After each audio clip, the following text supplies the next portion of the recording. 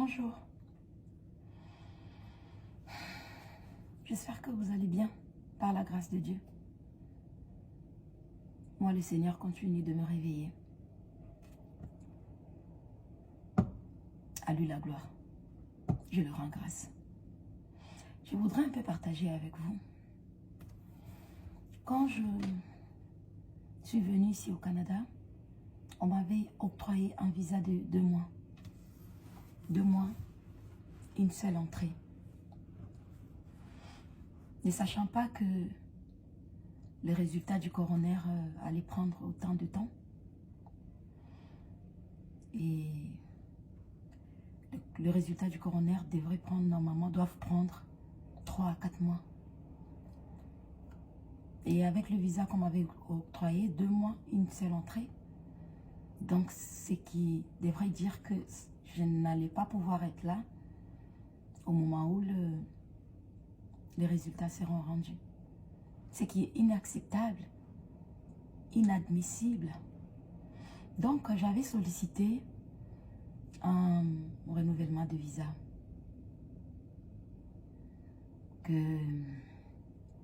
Pour pouvoir avoir au moins la confirmation ici, parce que de toute façon, je savais que mon visa allait être apposé à Kinshasa. Mais j'avais voulu avoir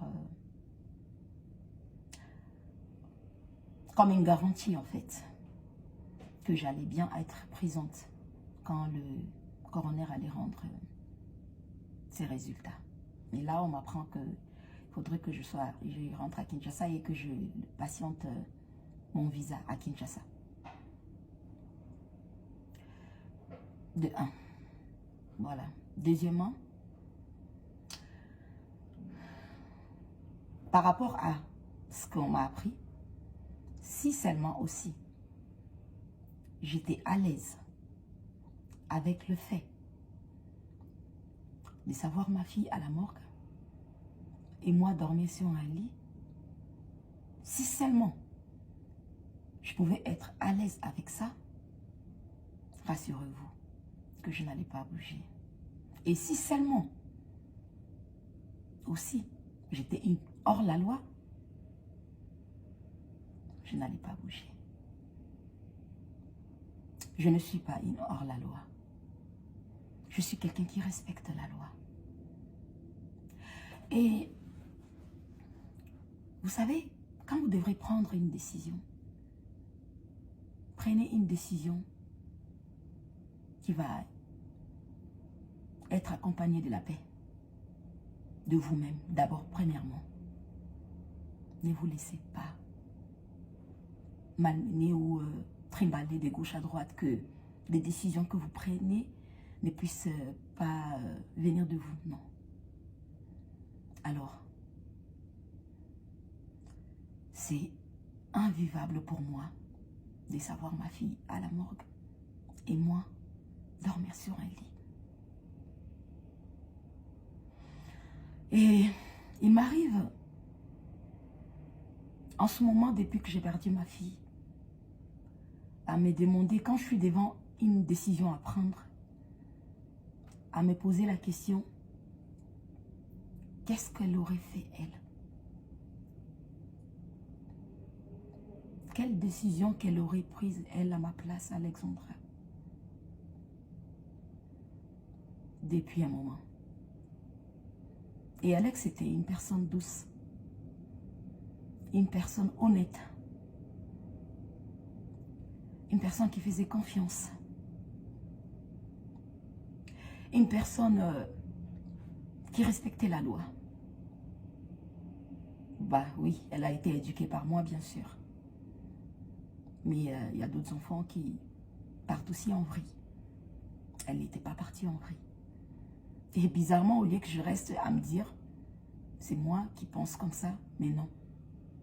Je reste là maintenant à me dire, c'est ce que Alexandra, c'est comme ça qu'elle aurait agi.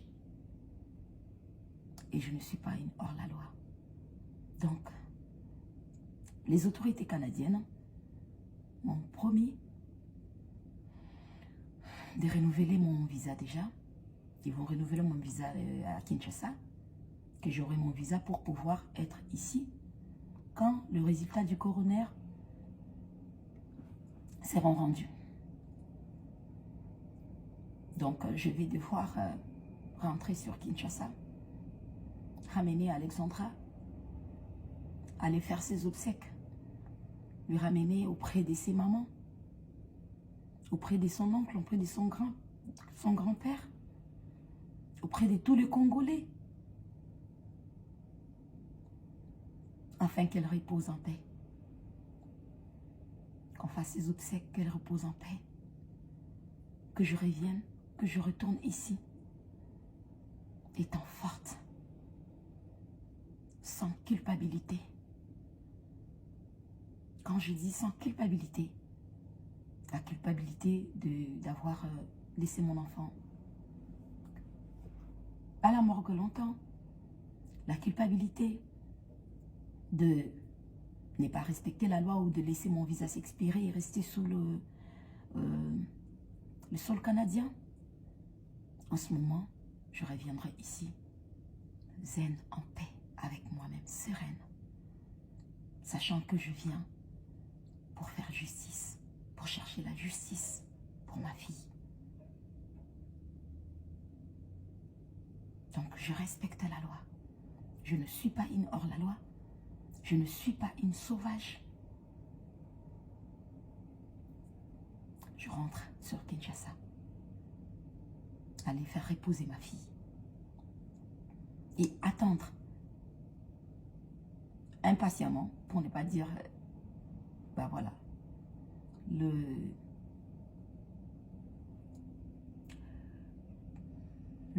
résultat du coroner et mon visa en même temps. Parce que ma fille était ma motivation. Donc je ne vois pas qu'est-ce qui pourra m'occuper parce que je travaillais. J'ai travaillé dur, j'ai toujours travaillé dur pour elle. Donc je ne vois pas qu'est-ce qui pourra me motiver en ce moment que la justice de ma fille. J'ai hâte. Et j'aimerais bien faire les choses. Je ne rendrai pas justice à ma fille dans l'injustice. Non. Non, je ne le ferai pas. Je suivrai le cours de la loi. Alors, quand, si, seulement si, il y aura injustice, alors là, ça sera réellement, ça sera catastrophique. Parce que pour mon bébé, pour ma fille, je suis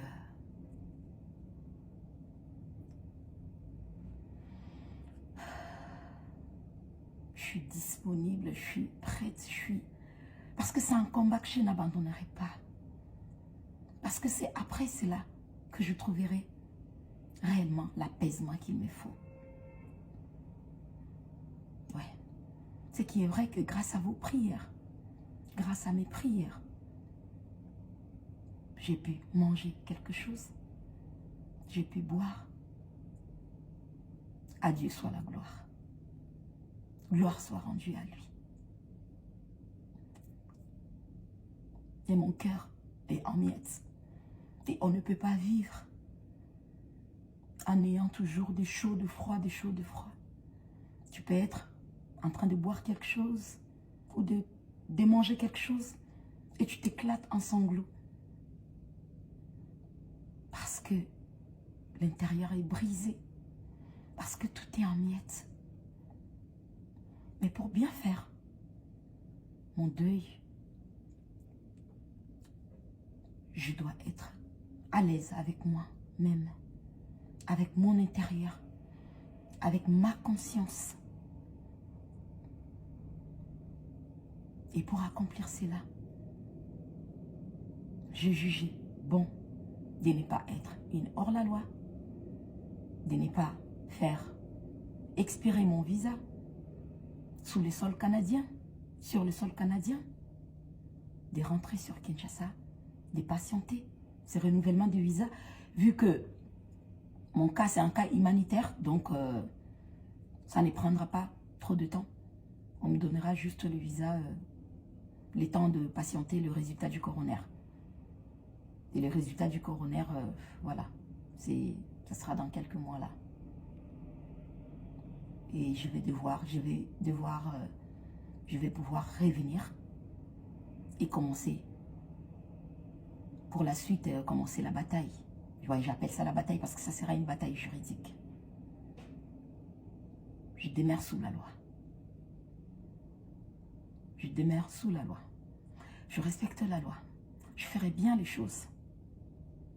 Et comme je l'ai dit tout à l'heure, quand il va falloir que je fasse quelque chose, depuis que j'ai perdu ma fille, je me pose toujours la question de comment est-ce qu'elle aurait agi? Comment est-ce qu'Alex aurait agi? Cette petite-là. Elle allait faire maman.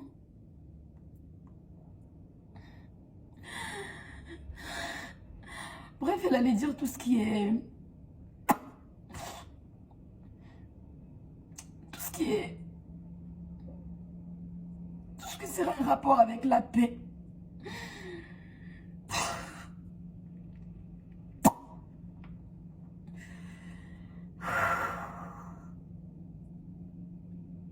Je vais respecter la loi. Je vais ramener mon bébé. Je vais aller l'enterrer. Le coroner a déjà prélevé tout ce qu'il faut. Pour si, seulement si. Contre-expertise. La contre-expertise, pourquoi on l'a fait? Quand on conteste ce que le coroner a, le premier rapport. Donc le premier rapport n'est pas encore rendu. On va devoir patienter, attendre, savoir. C'est ça que je voulais partager avec vous. C'était les deux points. Que je ne suis pas en paix. En restant ici, en dormant sur un lit et à son champ, ma fille à la morgue. Et je ne suis pas en paix avec l'idée de ne pas de ne pas respecter la loi canadienne, de ne pas respecter la loi de faire expirer mon visa sous le sol canadien. J'y ai tant réfléchi. J'ai eu des discussions aussi avec plusieurs personnes. Mais vous savez, quand il faut prendre une décision, ne soyez pas influençable, prenez une décision qui vient du fond de votre cœur et avec laquelle vous serez à l'aise avec. Vous savez, quand vous êtes honnête, quand vous restez droit, correct,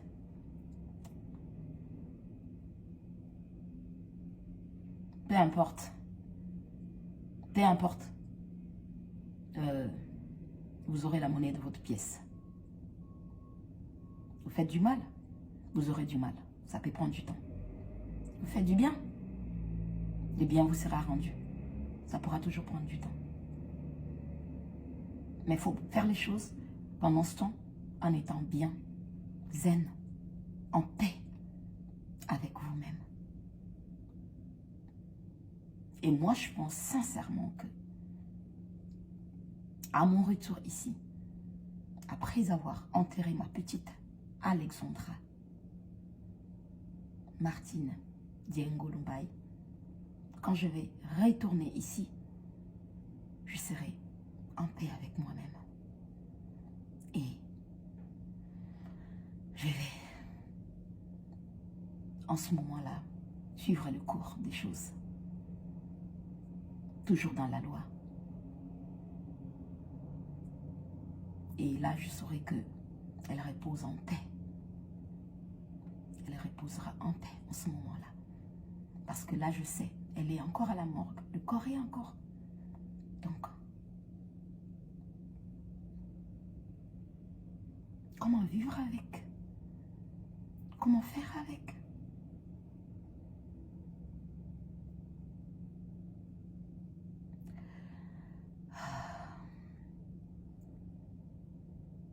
C'est ce que je voulais partager avec vous. Continuez de me mettre dans vos prières.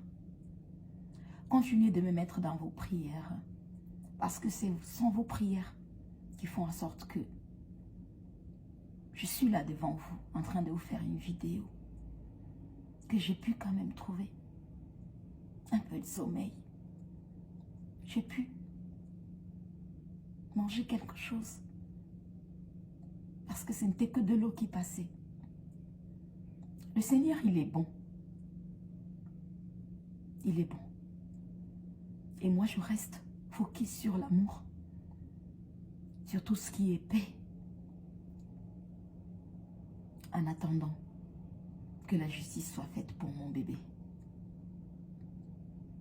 Je resterai cette femme digne, respectueuse, qui respecte la loi. Parce que moi, quand je fais tout ce qui n'est pas légal, tout ce qui n'est pas bien, j'ai du mal à avancer avec. J'ai du mal à être sereine avec et je me sens faible en ce moment. En ce moment-là. Mais quand je fais bien les choses et que je sais que dans mon moral, tout est bien et que je respecte la loi et que dans l'ensemble, je suis ce qui est honnête, ce qui est bien, je me sens forte. Je me sens forte parce que là, en ce moment, je me dis, je ne fais rien de mal. Je me sens forte. Ouais. Et c'est ce que je vais faire pour mon bébé. Je vais la ramener. Elle va aller se reposer. Et je vais revenir ici. Comme les autorités canadiennes m'ont promis de renouveler mon visa une fois à Kinshasa. Et revenir ici quand le résultat du coroner seront prêts. Voilà, c'est ce que je voulais partager avec vous. Que ceux qui me soutiennent, ceux qui sont là pour moi, continuez d'être là pour moi. Continuez de prier. Parce que moi, je n'abandonnerai pas le sujet à Alexandra. Je ne l'abandonnerai pas. J'ai vécu toute ma vie pour me battre pour elle, pour son avenir. Et là, elle n'est plus. La moindre des choses, c'est de lui rendre justice pour pouvoir avancer en paix et trouver, me mettre sur le chemin de la guérison. Voilà. Que le Seigneur vous protège. Merci. Encore merci. Je vous dis sincèrement, merci. Merci. Je ne vis que pour Alex. Pour le moment, je veux la justice pour elle. Avant de m'occuper de moi, je vais attendre impatiemment le résultat du coroner à Kinshasa et mon visa, le renouvellement de mon visa et revenir ici.